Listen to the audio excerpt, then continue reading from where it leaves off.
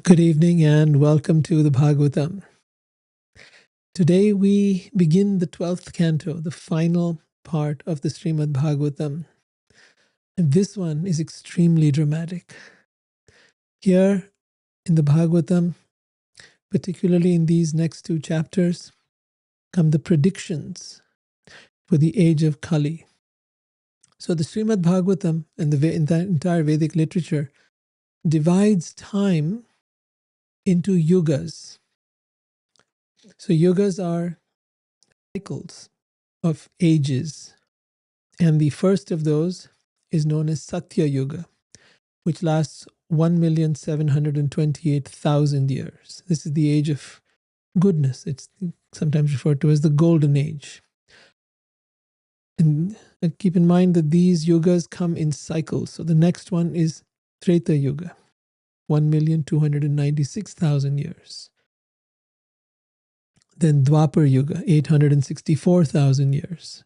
And finally comes Kali Yuga, which began, well, according to some people, 5,000 years ago, and to others, 7,000 years ago. So this Kali Yuga, which we are living in right now, will last 432,000 years. After which, we will again go back to Satya Yuga, the Golden Age. What is extremely unique about the Golden Age, or Satya Yuga, is the age of peace, of harmony, of spiritual enlightenment. With that is the focus of the world. And this is predicted not just in the Vedas, but you'll even find this in the Bible, where they'll talk about how the devil will be chained and then will begin this incredible age, which they, of course, say is for 1,000 years, but the Vedas say more clearly 1,728,000 years. But yes, so this is cyclical, this yoga cycle of 4 ages. We are, as we were saying earlier, in Kali Yuga, the age of quarrel, hypocrisy, and dissension.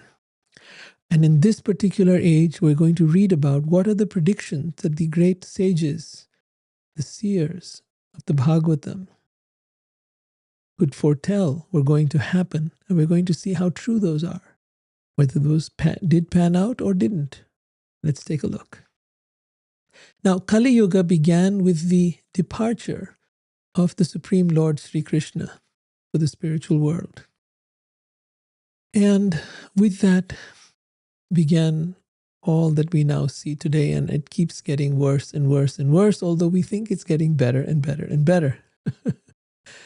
So King Parikshit, right around that time, after Krishna's disappearance, had been cursed to die, and he had been sitting with great sage Shukdev Goswami, his heart full of many questions, wondering about the nature of this time, wondering what is it that people need to know in this upcoming period of darkness. What is the spiritual guidance? What is the spiritual insight that will help people navigate the chaos that was about to come? So with the advent of the age of Kali, the transcendental system of government based on saintly kings who followed the path of dharma collapsed, and unauthorized, uncivilized rulers gradually took the reins of power. Here in the 12th canto of the Srimad Bhagavatam, Shukdev Goswami predicts, or rather speaks to King Parikshit, predicting the names of hundreds of kings who would rule the earth as the age of Kali Yuga would unfold. Now he does go through many names, naming one dynasty after another, after another, after another. I have edited some of that and presented to you just some of the key excerpts from that first chapter of the 12th canto. Some excerpts that describe how authentic political authority and leadership degenerated throughout the world. In the first text, he says King Mahanandi will father a very powerful son. He will be known as Nanda and will be the master of millions of soldiers and fabulous wealth. He will wreak havoc among the Kshatriyas and from that time, amongst the warriors, and from that time, virtually all kings will be irreligious Shudras. Basically, the rulers of the world would be irreligious. They would not follow the path of dharma. And they would be of the lowest quality of people, spiritually ignorant, spiritually devoid of virtue.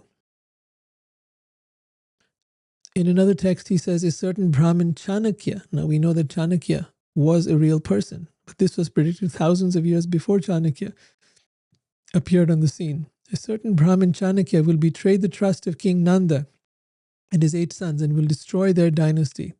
In their absence, the Mauryas will rule the world as the age of Kali continues. This Brahmin of Chanakya will enthrone Chandragupta Maurya, whose son will be named Varishara. The name of the son of Varishara will be Ashokavardhan. And all this has come to pass. Sridhar Swami and Vishwanath Chakravarti Thakur both confirm that the Brahmin mentioned here is Chanakya, also known as Kautilya or Vatsyayan. Modern historians recognize both the Maurya dynasty and Chandragupta, the king who is mentioned here. So see their ability to forecast what is going to happen, and from there it will help you understand the things that are actually going to be relevant for us. Vasudev, an intelligent minister coming from the Kanva family, will kill the last of the Shanga kings, a lusty debauchee named Devabhuti, and assume rulership himself. So the purport says, apparently because King Devabhuti was lusty after the wives of other men, his minister killed him and then assumed leadership, and thus began the Kanva dynasty.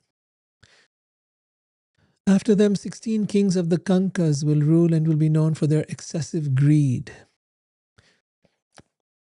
Then text 35 says, foolish King Vishwapurji will maintain all the citizens in ungodliness and will use his power to completely disrupt the Kshatriya order. Kshatriya again are the rulers. From his capital of Padmavati, he will rule that part of the earth extending from the source of the Ganga to Prayag.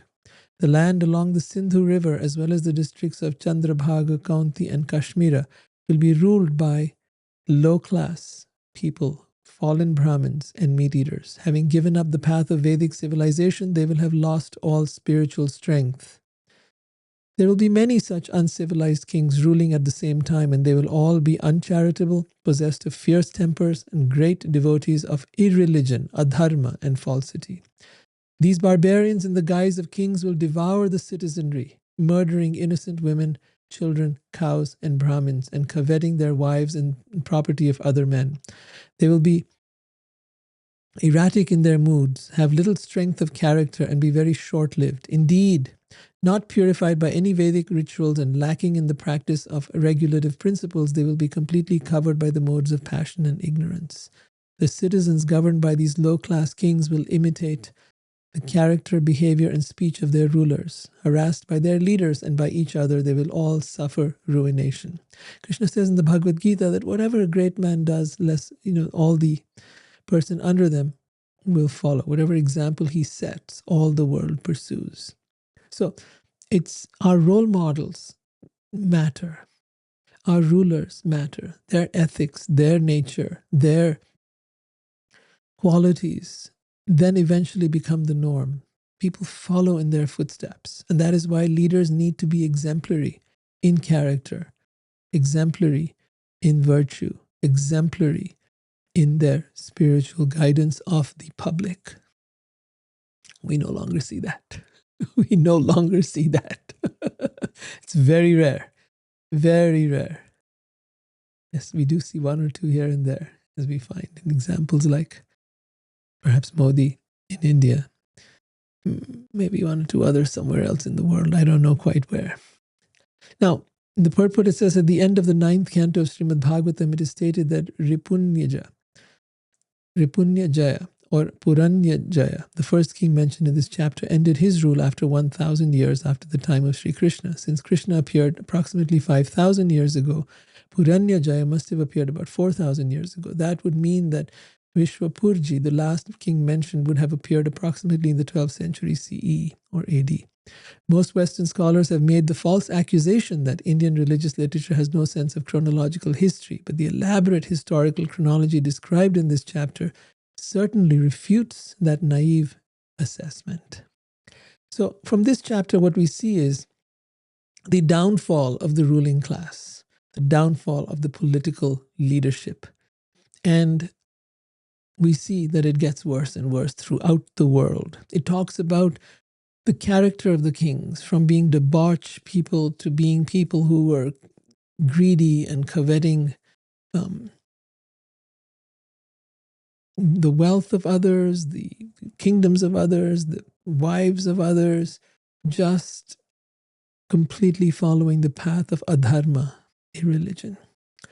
And because of that, the people, the citizens, are extremely harassed. They're extremely troubled. And they have no sense of safety. They have no sense of stability. They have no sense of leadership that they can follow. So then what do? They look to whatever fads are going on in the world. And we'll take a look at how that then unfolds. And this is where it brings us to the next chapter, the symptoms of Kali Yuga. Shukdev Goswami, the great sage, then says to King Parikshit, O king, dharma, or some translate that loosely as religion, truthfulness, cleanliness, tolerance, mercy, duration of life, physical strength, and memory will all diminish day by day because of the powerful influence of the age of Kali. Let's go over that list again. Truthfulness, dharma, spiritual or religious qualities, cleanliness, tolerance, mercy, duration of life, physical strength, and memory will all diminish day by day because of the powerful influence of the age of Kali. So let's take a closer look at all this. It begins with a sort of divorce between science and religion, a separation between what people, this whole dichotomy that has arisen between that which is spiritual and that which is scientific. The Vedic times, spirituality was seen as a science. And as a science, it investigated the world, our health, as well as our spirituality. These were all terms that work together because we are one organism. And this one organism doesn't just have a soul. It also has a body. It also has a mind. It also has an ego. And all these need to work in harmony with each other. You cannot separate science from that. Science cannot just be a science of matter, cannot just be a science of how to manipulate the things of the world. So this dichotomy has then caused us to become overly concerned with material things. Material science has led to a pervasive culture of materialism. So the purport here begins by calling out the core Western problem that theology and science live in separate silos. Many theologians can't explain God or divine law in a rigorous, systematic way, so theology loses credibility. So they're not able to explain, how is there God? How can there be God? But the logic is very simple. We see in front of us that all of this has such perfect order. And behind order, there must be intelligence. And behind intelligence, there must be a being. It's not hard to understand unless you don't want to. So to compensate, some theologians bend their doctrines to fit unproven or unfashionable scientific theories, basically baptizing speculation and calling it progress. Yeah, a lot of theologians basically speculate. Their theories of God and religion are based upon faith. And when you have faith-based things, then people are just supposed to believe whatever you tell them, whatever you dish out. But the Vedic culture was never like that. It was practical. It taught spirituality in a practical way, in a verifiable way, in a scientific way. You could follow the procedures and you could see the results for yourself. And so it was a science of the self. And it was a science by which you could gain evidence that spirituality is real, progress in spirituality is real, and that God is real. This was something you had to prove to yourself by following the process. That process was known as dharma. Whereas on the other side, when you have blind dogma, when you reject science altogether, when you cling to sectarian beliefs, That doesn't fly. Intelligent people don't buy into that. And then you find religious leaders who casually endorse whatever's trending, quantum mysticism, pop psychology, without any real philosophical grounding. On the other hand, you'll have rigid fundamentalists denying basic scientific realities. Both fail. Spirituality must make sense. It cannot be devoid of common sense. And so should science. Not just because it's not measurable, therefore it doesn't exist. Well, my mind is not measurable. You can measure some waves, but you can't measure my thoughts. You can measure the effects of my thoughts, but you can't measure what I am thinking. And you can't tell me where my thought is actually coming from. That no machine can do. So, science has its limitations. Religion has its limitations. One has to be able to learn how to weave these two together, and that's what the Vedic system of Sanatana Dharma, of Bhakti Yoga, of spirituality actually is meant to do. The problem in today's time is nobody trusts religion, and nobody learns the science of God. The next point this verse covers is, because the West lacks a systematic spiritual framework like Vedic theology, two unhealthy trends dominate. Science collapses into gross materialism, life reduced to chemistry, consciousness dismissed as brain glitch of some kind, and philosophy degenerates into relativism. No real truth. Your truth, my truth, endlessly debated and never resolved. The consequence is serious thinkers abandon religion. Religion cut off from intelligent inquiry becomes a playground for irrational cults, conspiracy mysticism, and emotional extremism. And people don't even realize that that's what they're in. A modern example might be that when they are presented with deep ancient traditions like bhakti, like yoga, they begin to think of them like the same as, say, crystal healing or alien channeling or TikTok spirituality. Everything looks the same when you don't know the difference between what is real and what is fantasy, what is actual discipline, systematic process of advancement versus made up mumbo jumbo. The next consequence is that dharma is fading. Dharma is not belief, it's conscious obedience to divine law. When people no longer understand God's laws, religion becomes sentimental, political, performative, or transactional. Transactional meaning, what can God do for me? And then it also talks about the loss of truth. Satya is lost because the absolute is lost. Param Satyam Dhimahi, the Bhagavatam says that the Param Satyam, the absolute truth, is the Supreme Lord, is that Supreme Godhead. Truthfulness declines not because people want to lie, but because they don't know what truth actually is. Without the absolute truth, life becomes an endless pile of partial facts, data points, opinions, theories. You can accumulate information forever and still have no idea why you exist. For example, we've had more information than ever now and never been more confused about meaning, identity, or purpose. The next point this verse makes is about Shama, or tolerance, and mercy, daya, and the fact that they're disappearing. People are internally polluted by envy, anger, resentment, and frustration. There is no practical purification process guiding society. And so this verse is talking about that when there is no actual process for purifying our consciousness, then what happens? Then we have an abundance of toxic minds, minds that are highly disturbed, highly agitated, highly reactive.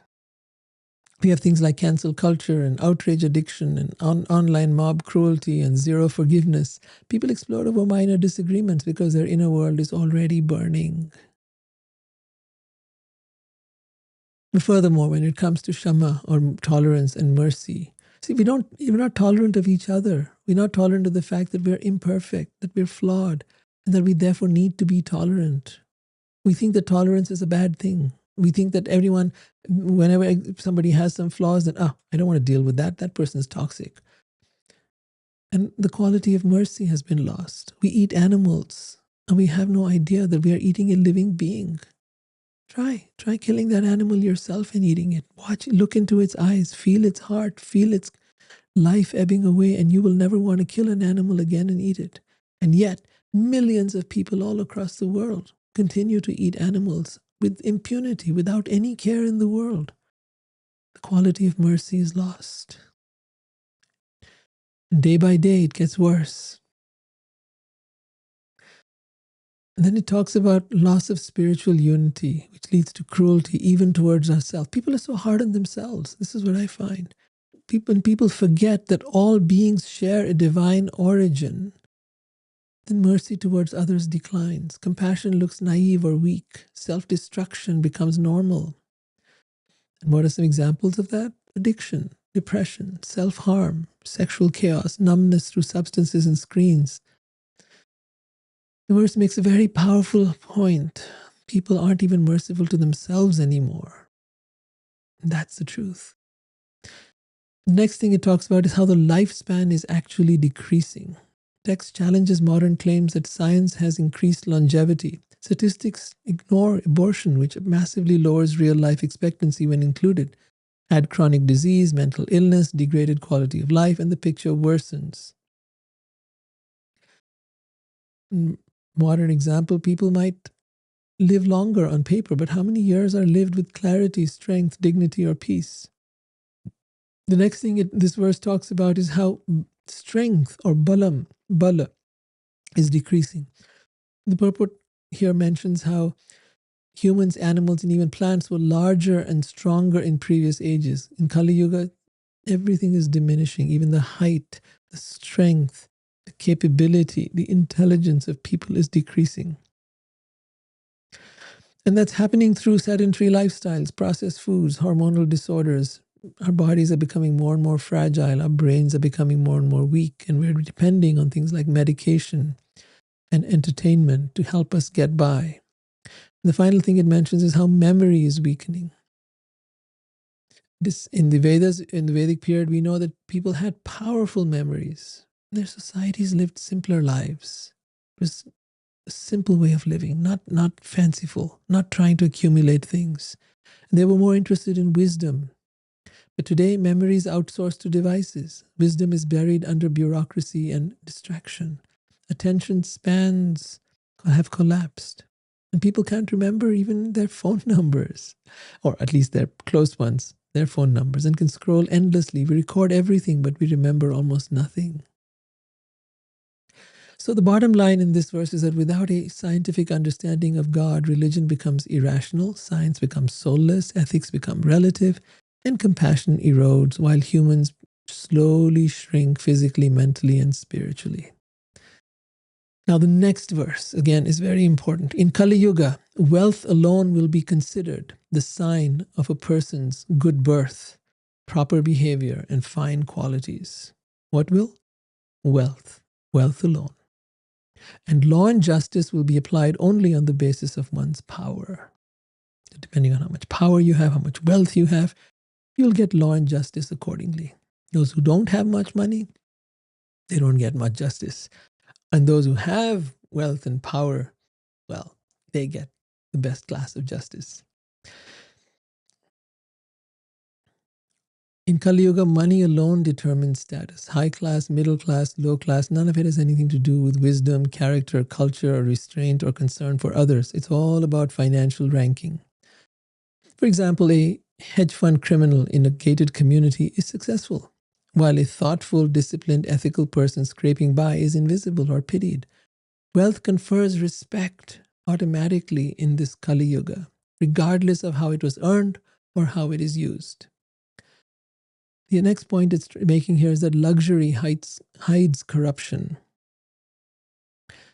Behind tree-lined streets and elegant homes, one often finds dishonesty, perversion, exploitation.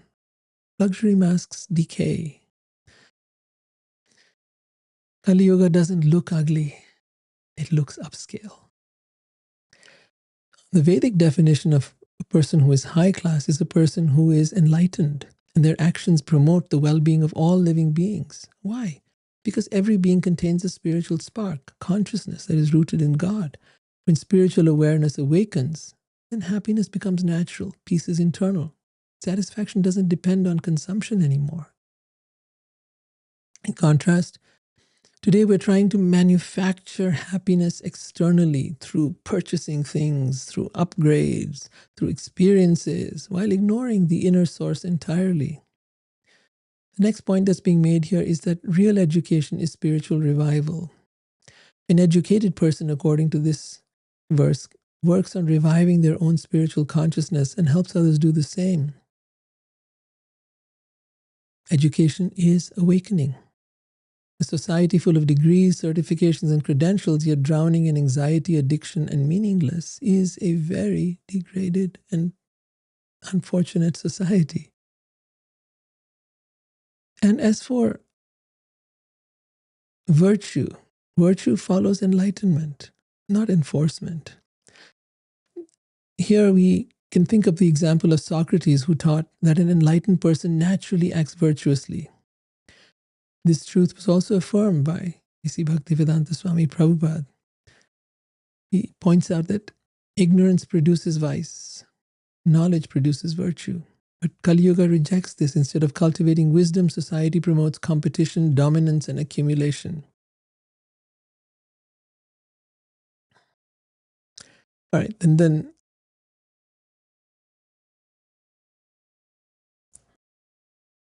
another very important point made over here is that about power replacing dharma. The purport here delivers a very important principle that bala, brute strength, when that determines law and justice, that is not dharma. In Vedic culture, there was no split between spiritual life and public life. God's law applied everywhere. Dharma meant both social responsibility and devotion to God. Caring for family was dharma. Serving God was dharma. Justice was dharma. In Kali Yuga, might makes right.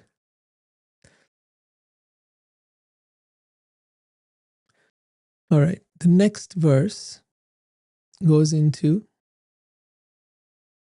let's contemplate this a little further. This particular verse where it talks about how wealth replaces virtue, power replaces dharma, consumption replaces wisdom, force replaces justice. Society can look advanced, wealthy, and civilized and still be spiritually illiterate. The hope offered here is clear. As dominance loses its authority, truth can once again be evaluated by wisdom, not by those who hold the biggest stick. The next verse in the Bhagavatam says, men and women will live together merely because of superficial attraction, and success in business will depend on deceit. Womanliness and manliness will be judged according to one's expertise in sex, and a man will be known as a priest or a Brahmin just by his wearing a thread, by external symptoms. So let's go over some of the points in here. Human life has a goal, and that goal is spiritual liberation, not just survival or pleasure or reproduction. Marriage was never meant to be a romance project or a sexual convenience or emotional security arrangement. It was meant to serve the ultimate purpose of human life, which was spiritual advancement. In today's time, people think when they go on to get married, they look at, do I feel attracted to this person? Does this person meet my emotional and sexual needs? And when attraction fades, the institution collapses because that was the only glue holding it together. The attraction, the person meeting your sexual and emotional needs. What needs to be there, in fact, is a higher purpose of spiritual advancement. And that is a lifelong purpose. It's not just like giving birth to children. It's not just about being able to have a house and a car and a picket fence.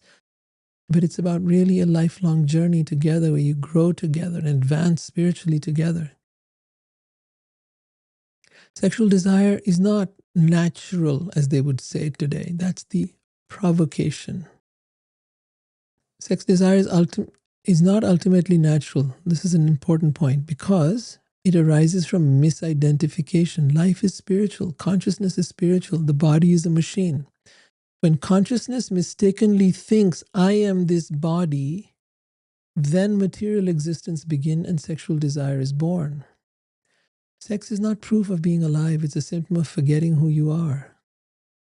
This is very hard to swallow in today's time, where we think that enjoying my senses is the goal of life. I want to have a good time. I want to enjoy. I want my kids to be happy. I want myself to be happy. If I'm happy, then it's good. People insist sex is who I am. The Bhagavatam says, no, sex is what happens when you forget who you are. That's a radically different worldview. It means you've become identified with the body. It means you've become identified with pleasure. It means you have become identified with the senses and with the mind and with desire. And all of that takes you away from your spiritual path and your spiritual journey. It doesn't mean that sex is bad. It doesn't mean that sex is wrong. It simply means that when that becomes the focal point of your relationship with your partner, or when that becomes the most important thing in your life, then that is the symptom that you've gone off track because you've forgotten who you are. You're a spiritual being and your purpose is to advance spiritually, not just physically become more beautiful, more handsome, more sexual prowess and everything else. Those are secondary things. Just as you eat, yes, you need to eat to live. You need to have sex. It's okay. But don't make it the goal of your life. Don't live to eat, as they say, but eat to live. It's the same idea. So when you talk about what was the intention of us being here in this world, if you think of God's intention, it was for us to exit the illusion or Maya of this world, not just to decorate the illusion. Human life was not about just bodily enjoyment. The bodily enjoyment is, yes, it's part of life, but the body is temporary. The body will get old, diseased, and die. What is important is we must find that which is permanent and lasting, and that which is real. And that is called Satyam. Satyam, truth, is that which is eternal, not that which is temporary. We are getting hung up in that which is temporary, and therefore that which is false or unreal. I know it's hard to take these things. This goes against the grain of everything that we have been conditioned with today, and yet this is deep, profound truth. This particular verse acknowledges that, yes, although our mind is conditioned and instant renunciation is unrealistic for most, repression doesn't work. So we're not talking about repression, neither are we talking about giving up anything. It is about putting your priorities straight, that the priority of life is our spiritual growth, and that should come first and above everything else. So to that extent, we must regulate our eating. We must regulate our desire for sense enjoyment, our desire for sex, our desire for everything. Regulate and not eradicate. That is not needed, right? Keep the goal in mind. If a person's goal, for example, was to become extremely wealthy, but all they did was they spent their time, by the pool, by the beach, enjoying themselves, well, they'll never get to the point where they'll become extremely wealthy.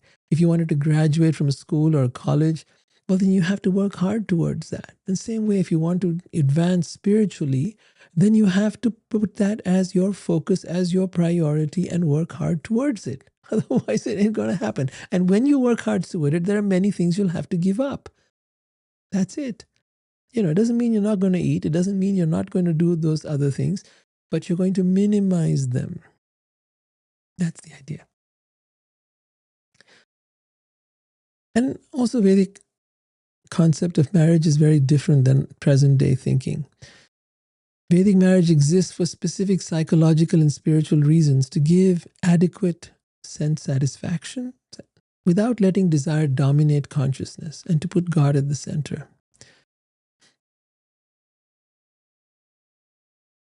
Today, marriage is expected to maximize pleasure and self-expression and emotional fulfillment and sexual novelty forever. But that doesn't happen, and therefore most people get disappointed after that honeymoon period. After that initial period, then there's the disappointment, and after the disappointment, there's the fighting, and there's the shutting down, and eventually the breakup and the divorce. That's because marriage is built upon a false idea of idealization, wanting to find the one. There is no the one. The one is a false story of romance that has been taught to us. I mean, you base your relationships on that idealism, You'll never find anyone who is ideal because nobody is ideal. Every one of us is flawed. You cannot begin relationship or base relationship upon these funny, silly, romantic, childish ideas.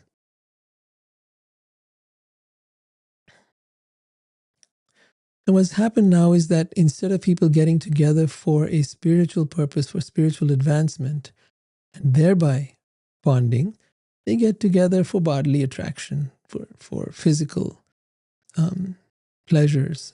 And those things will not last. For chemistry, right? How long does it last? How long are you going to have that chemistry? How long are you going to look great? How long are you going to be sexy?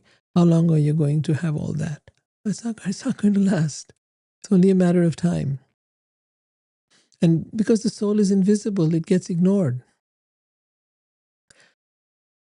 Modern thinking rarely penetrates beyond the body. In today's time, there is no language for the soul and no vision for sacred family life. As a result, marriage loses meaning. Parenting loses direction and family becomes just another lifestyle option. All right, let's go to the next verse in here. Yeah, I mean, you look at the state of relationships before we go to the next verse, yeah. And that is that basically, the experiences we're having in this life, we think we are having new experiences, whether it's going to new places, new foods, new sexual encounters.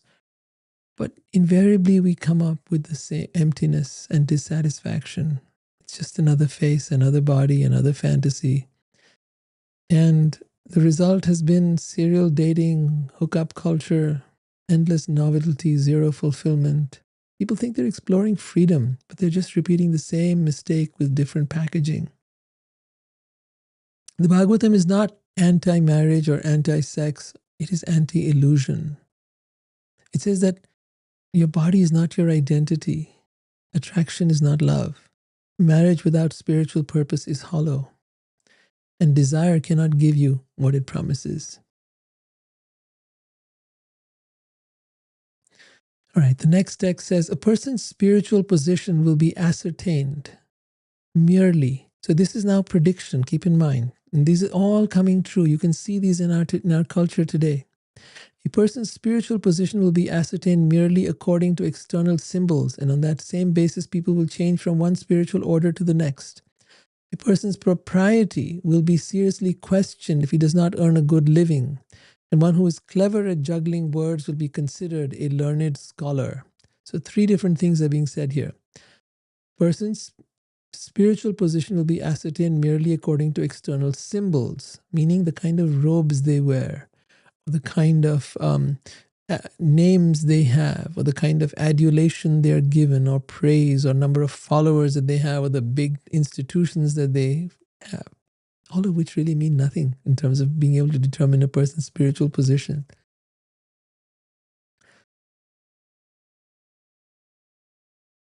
A person's propriety, a person's goodness, a person's sense of values will be seriously questioned if he does not earn a good living. Meaning, if you don't earn a good living, then you can't be a good person. There must be something wrong with you. You're a loser. And that's what it's saying here. But this was never the case back then when this was being foretold. That was not the case. It was a shocking statement being made that, oh, such a thing is going to happen. Now it has happened. We are living in it. And it's normal. And we don't realize. The third thing it says here is one who is very clever at juggling words will be considered a learned scholar. And you can go all through the Instagram and the internet and you will find people juggling words. And they'll sound like they're very smart and they're very learned, but in fact they're not. There's so many loopholes in what they're talking about. So let's go over some of the main points here. The first point it's making is that poverty will be rebranded as moral failure. This has been part of the Protestant-influenced societies, that if you're poor, something must be wrong with you. Poverty is equated with laziness, lack of intelligence, poor character, moral failure, social uselessness. This mindset treats material success as evidence of virtue. And as a result, we instinctively assume that wealthy are smarter. harder working, more deserving, while the poor are suspect even if they are honest, thoughtful, or self-controlled. Net worth becomes a proxy for human worth.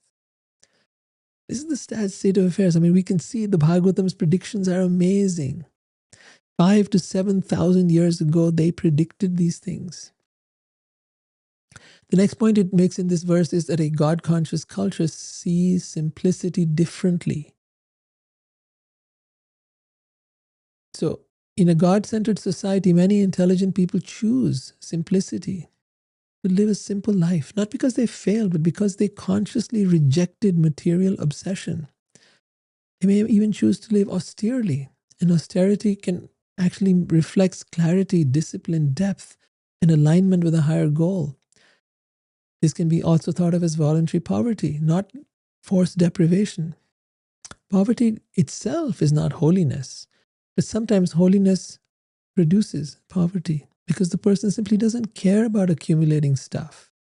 For example, a monk, a scholar, an artist, or even a spiritual practitioner who lives simply is often viewed as unambitious or wasting potential.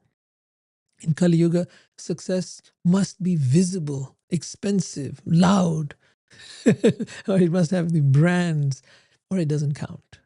Right? That's what they call success. When you say, oh, this person is very successful, or this person is very accomplished, or this person is, someone to look up to, then that means that that person must have the wealth to show that they're worth it.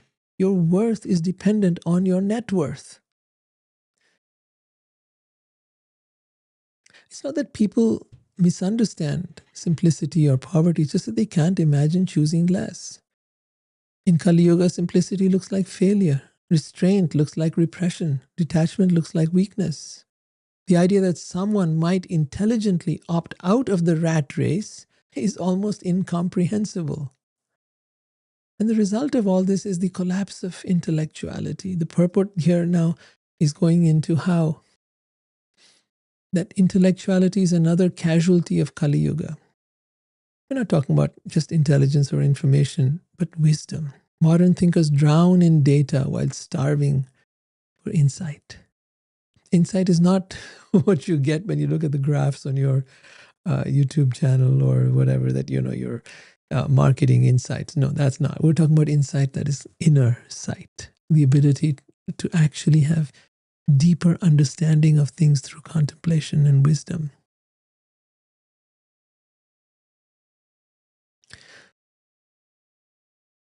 Okay, let's take a look at some of the other points being brought up here.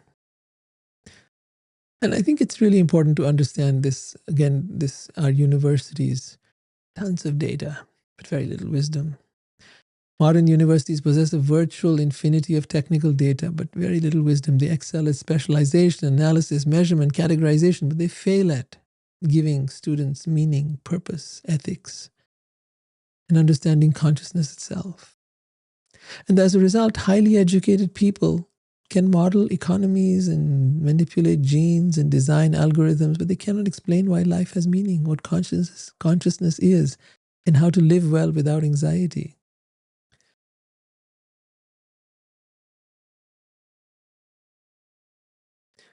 Okay, the next verse, it says, a person will be judged unholy if he does not have money, and hypocrisy will be accepted as virtue.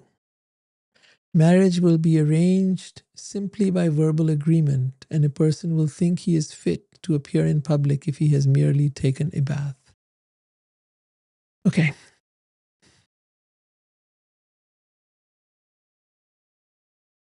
So the word used here is dambha. And this is sort of looking holy, right? Spiritual performance. A person who is dambha wants to look saintly, wants to sound righteous, wants to be morally superior, without actual purification, without humility, without self-control. It's about image. So you'll see a lot of people wearing a certain outfit, practicing a certain thing, acting as if they're religious or acting as if they're spiritual, but without having the actual transformation of character, without purification, without humility, without self-control. It doesn't work like that. You may say, oh, I'm spiritual, not religious. Okay, let's take that phrase that people throw around so much. You're not spiritual. You're not religious. You're none of them. You are.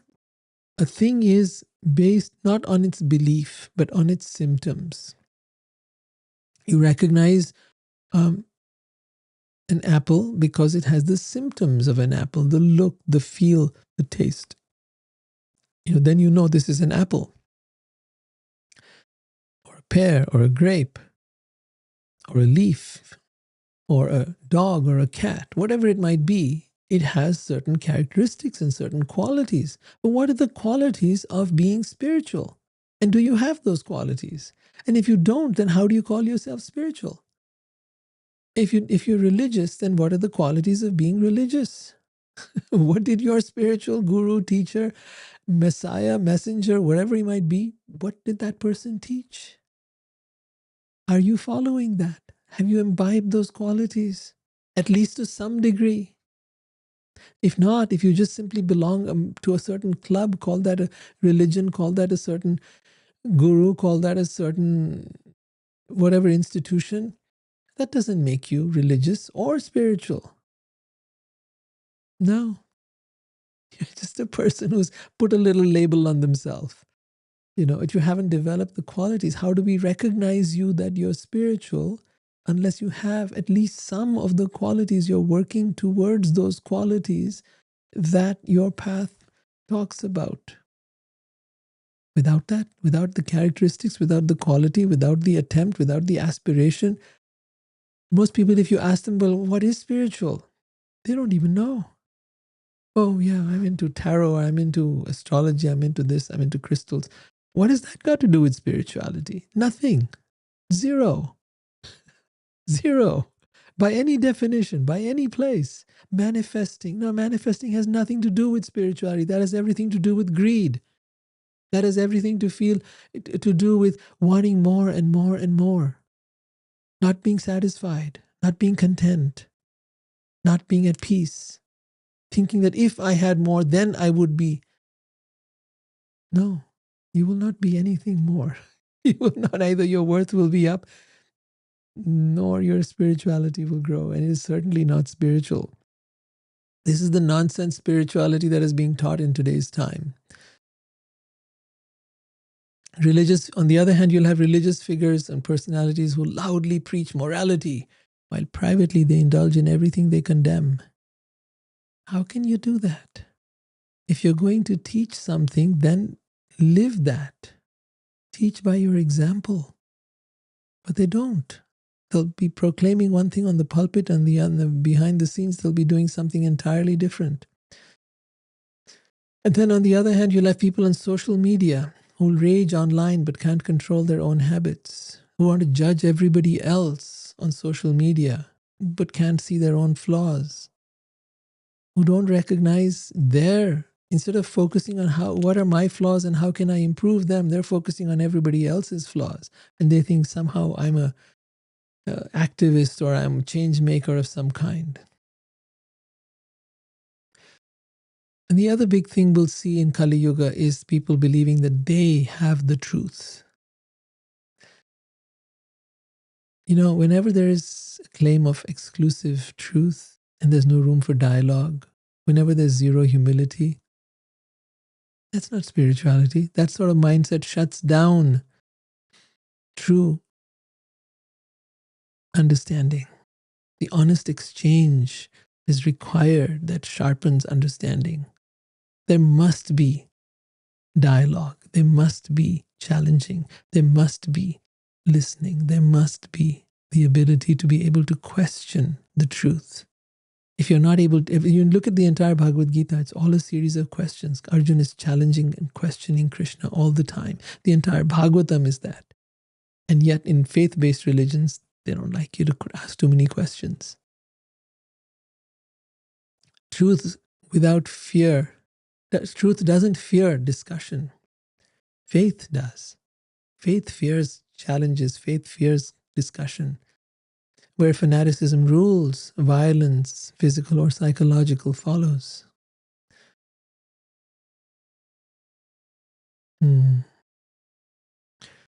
Let's take a look at the next verse.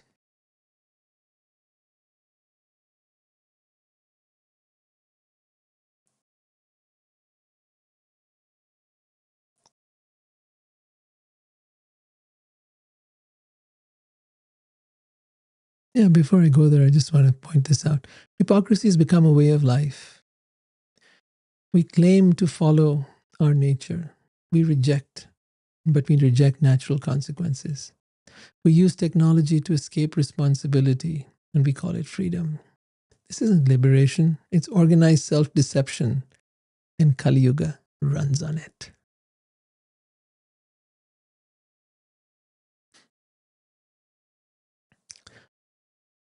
Basically, Kali Yuga exposes how hypocritical we are.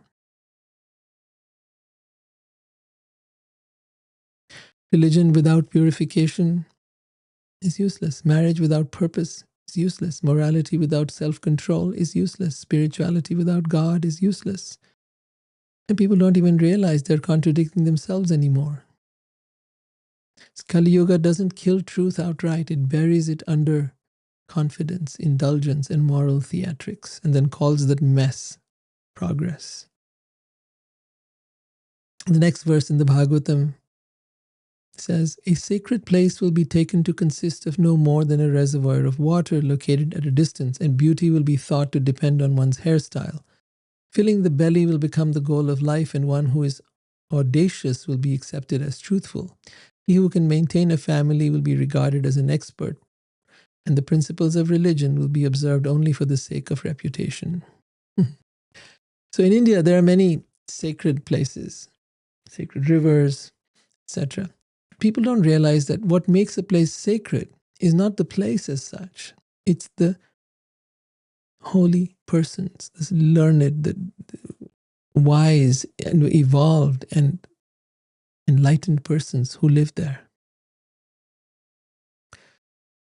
So one should go to such places seeking spiritual enlightenment and not just for some ritualistic bathing or whatever. Then it points out how people in this age tirelessly arrange their hair, makeup, and clothes in different styles, trying to enhance their beauty and sexuality. They do not know that actual beauty comes from within the heart, from the soul, and that only a person who is pure is actually attractive. As the difficulties of this age increase, filling one's belly will be the mark of success. And one who can maintain his own family will be considered brilliant in economic affairs. Religion will be practiced, if at all, only for the sake of reputation, for looking good, without any essential understanding of the nature of God. Ask any religious person, tell me about God. And even in today's time, they cannot tell you much. I'll tell you some general things. What does he look like? What does he do? What are his activities? Is God only male, or can God be female too? They don't know. They cannot answer. What is the color of God's skin? Is he black? Is he white? Brown? They don't know. So the problem is that as the earth becomes crowded with a corrupt population, whoever among any of the social classes shows himself to be strongest will gain political power. That's what the Bhagavatam is saying. It's noticing how the earth is going to become extremely crowded and the population is going to become extremely corrupt. And that those who have got political power will be thought to be the strongest. Losing their wives and properties to such avaricious, that is greedy and merciless rulers who will behave no better than ordinary thieves, the citizens will flee to the mountains and the forests. So very often you'll come across this idea amongst people who want to be able to get away from it all, who want to build some kind of a underground way to escape from, whether it's bombs or it's, when the whole world goes crazy. People have been accumulating weapons, for example, because they feel that, we don't know when the government's going to fall apart. We don't know when things are going to deteriorate. We better be ready. So they're stocking up their basements with stuff, with foodstuffs. They're stocking up with arms and weapons and all kinds of stuff, just because in case things go crazy, you have to be ready. This is the lack of safety people are experiencing, and this is what happens in Kali Yuga. Harassed by famine and excessive taxes, people will resort to eating leaves, roots, fresh wild flesh, wild honey, fruits, flowers, and seeds. Struck by drought, they will become completely ruined. This is to come. Some parts of the world have already experienced this, and this is to come for us. Harassed by famine and excessive taxes, people will resort to eating leaves, roots, flesh, wild honey, fruits, flowers, and seeds. Struck by drought, they will become completely ruined. The citizens will suffer greatly from cold, wind, heat, rain, and snow. They will be further tormented by quarrels, hunger, thirst, disease, and severe anxiety. The maximum duration of life for human beings in Kali Yuga will become 50 years. By the time the age of Kali ends, the bodies of all creatures will be greatly reduced in size, and the religious principles of followers will be ruined. The path of the Vedas will be completely forgotten in human society, and so-called religion will be mostly atheistic. The kings will mostly be thieves. The occupations of men will be stealing, lying, and needless violence, and all the social classes will be reduced to the lowest level. Cows will be like goats. Spiritual hermitages will be no different from mundane houses. And family ties will extend no further than the immediate bonds of marriage. Some of that has already happened. Most plants and herbs will be tiny, and all trees will disappear like clouds will be full of lightning, homes will be devoid of piety, and all human beings will have become like donkeys, meaning unintelligent. There's a movie at one time. It was called, what was that name? It was simply basically about this a society that has been dumbed down completely. At that time, the Supreme Personality of Godhead will appear on earth. And this is now the prediction of what will happen at the end of Kali Yuga. He will appear on earth, acting with the power of pure spiritual goodness. He will rescue the eternal Dharma. Sri Vishnu, the Supreme Personality of Godhead, the spiritual master of all moving and non-moving living beings, and the supreme soul of all, takes birth to protect the principles of Dharma, of religion, and to relieve his saintly devotees from the reactions of material work. Kalki will appear in the home of the most eminent Brahmin of Shambhal village, the great soul Vishnu Vyas. Kalki, the Lord of the universe, will mount his swift horse Devadatta and sword in hand travel over the earth, exhibiting his 8 mystic opulences and 8 special qualities of Godhead. Displaying his unequaled effulgence and riding with great speed, he will kill by the millions those thieves who have dared to dress as kings. After all the impostor kings have been killed, the residents of cities and towns will feel the breezes carrying the most sacred fragrance of the sandalwood paste and other decorations of Vasudev that is emanating from Kalki, and their minds will become transcendently pure. So basically, he will annihilate all the miscreants on this earth. Krishna says, Yada yada hi dharmasya glanir bhavati bharata abhyutanam adharmasya tadatmanam srijamiham. That I descend millennium after millennium to annihilate the miscreants, the troublemakers, the asuras who have inhabited the earth, and to protect my devotees and my loved ones. So here the purport says these verses describe the thrilling pastimes of Kalki, Kalki Avatar. This is the incarnation, the avatar of Kalki. Anyone would be attracted by the sight of a powerful, beautiful man riding on a wonderful horse at lightning speed, chastising and devastating the cruel, demonic people with the sword in his hand. Fanatical materialists may argue that this picture of Kalki is mere anthropomorphic creation of the human mind, a mythological deity created by people who need to believe in some superior being. But this argument is not logical, nor does it prove anything. It is merely the opinion of certain people.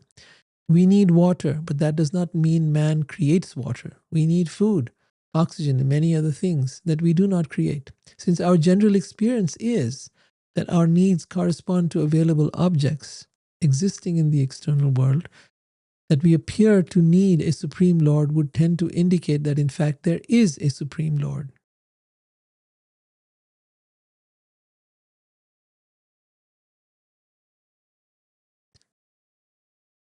In other words, nature endows us with a sense of need for things that actually exist and that are in fact necessary for our well-being. So see the argument.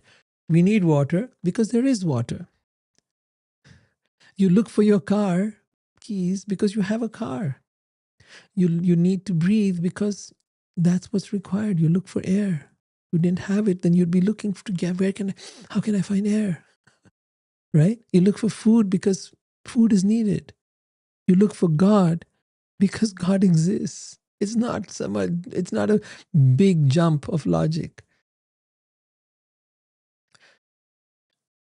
We experience a need for God because we are in fact part of God and cannot live without Him.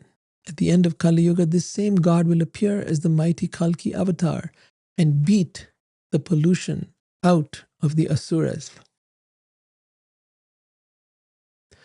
When Vasudeva, the Supreme Personality of Godhead, who appears as Kalki, when they experience Him within their hearts in His transcendental form of goodness, so his work is to destroy the ungodly people and to protect the godly. So when the godly people experience His presence in their heart, His transcendental form of goodness, the remaining citizens will abundantly repopulate the earth. When the Supreme Lord has appeared on earth as Kalki, the maintainer of religion, Satya Yuga will begin. So after that, the golden age, Satya Yuga, will begin, and human society will bring forth progeny in the mode of goodness. And it gives an exact time when the moon and sun and Brihaspati are together in the constellation Karkat, and all three simultaneously into the lunar mansion Pushya. At that exact moment, the age of Satya begin. So it's not that we need to keep guessing. Some people think, oh no, Satya Yuga has already begun now. No, it hasn't. No, it hasn't. Look around you. It's so obvious it hasn't. You know, in Christianity, they keep thinking about, oh, the second coming of Christ. Christ has come. Oh, it's happening tomorrow, day after, 10 days from now, whatever. It is not going to happen right now. We have to go through a lot more suffering, a lot more chaos, a lot more has to happen.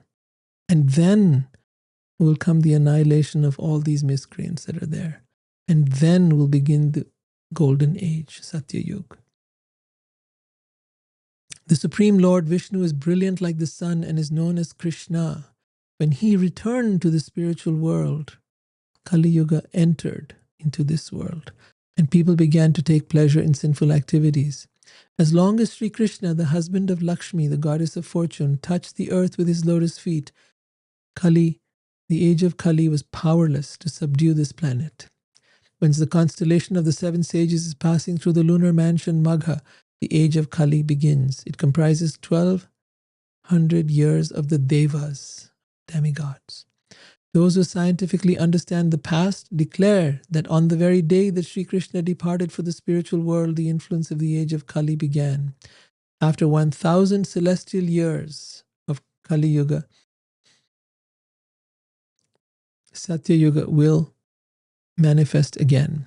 At that time, the minds of all humans will become self-effulgent. These personalities who were great souls are now known only by their names. They exist only in account from the past, and only their fame remains on earth. Devapi, the brother of Maharaj Shantanu, and Maru, the descendant of Ikshvaku, both possess great mystic strength and are living even now in the village of Kalapa. At the end of the age of Kali, these two kings, having received instruction directly from the Supreme Personality of Godhead, Vasudeva, will return to human society and re-establish the eternal dharma for all humanity, characterized by the divisions of Varna and Ashram just as it was before. The cycle of 4 ages Satya, Treta, Dwapar, and Kali, continues perpetually among living beings on the earth, repeating the same general sequence of events. All these kings I have described, as well as all other human beings, come to this earth and stake their claims, and ultimately they all must give up this world and meet their destruction.